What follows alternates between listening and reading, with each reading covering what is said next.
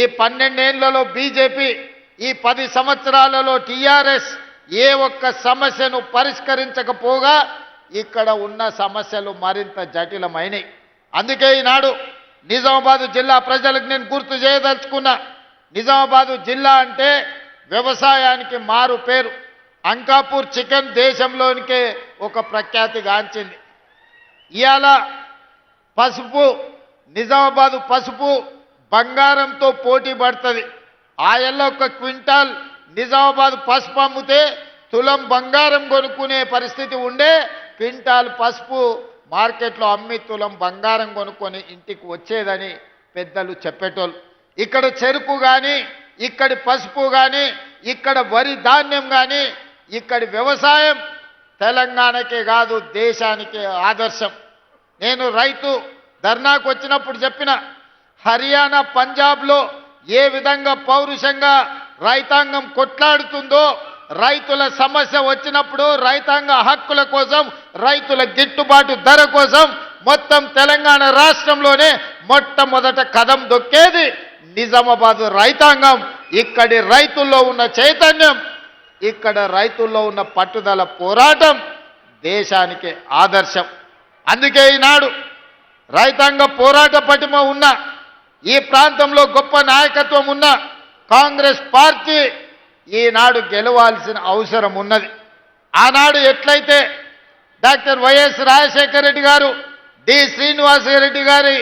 శ్రీనివాస్ గారి నాయకత్వంలో వాళ్ళిద్దరి జోడీలో 2004, 2009 ఎన్నికల్లో కాంగ్రెస్ పార్టీ అధికారంలోకి రావడం మనం కళ్ళతో చూసినాం. అందుకే ఈనాడు ఖచ్చితంగా నేను ఈ వేదిక మీద నుంచి తెలంగాణ సమాజానికి మాట ఇవ్వదలుచుకున్నా.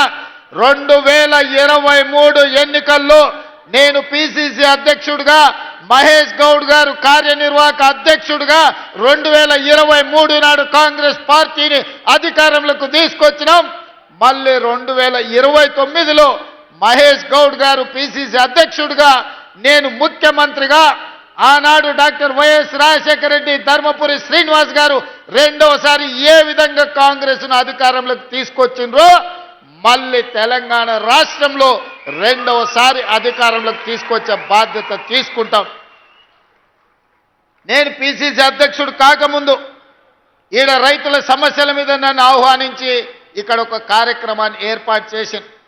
దారెంబట వేలాది మంది రోడ్ల మీదకి వచ్చి స్వాగతం పలుకుతే మధ్యాహ్నం 12కి రావాల్సిన నేను సాయంత్రం 5 గంటలకు సమావేశానికి వచ్చిన వేలాది మంది రైతులు ఆనాడు నిలబడి మీరందరూ ఆశీర్వదించారు కాబట్టి ఆ తర్వాత కాంగ్రెస్ పార్టీ అధ్యక్షుడిగా నాకు బాధ్యత ఇచ్చింది కాంగ్రెస్ పార్టీ. ఆ కాంగ్రెస్ పార్టీ అధ్యక్షుడిగా ప్రజాక్షేత్రంలో ప్రజా సమస్యల మీద కొట్లాడడంతో ఈనాడు తెలంగాణ రాష్ట్రంలో కాంగ్రెస్ పార్టీ అధికారంలోకి వచ్చింది. ఈరోజు మీరు ఆనాడు అండగా నిలబడబట్టి అధిష్టానం దృష్టిలో ఖచ్చితంగా రేవంత్ రెడ్డి గారి నాయకత్వంలో పార్టీకి ఫలితాలు ఉంటాయని ఒక నిర్ణయం తీసుకోవడానికి నిజామాబాదే వేదిక అయ్యింది, నిజామాబాద్ జిల్లానే కారణమైంది. అందుకే నా మనసులో ఎప్పుడు నిజామాబాద్ జిల్లాకు ప్రత్యేకమైన స్థానం ఉంటుంది.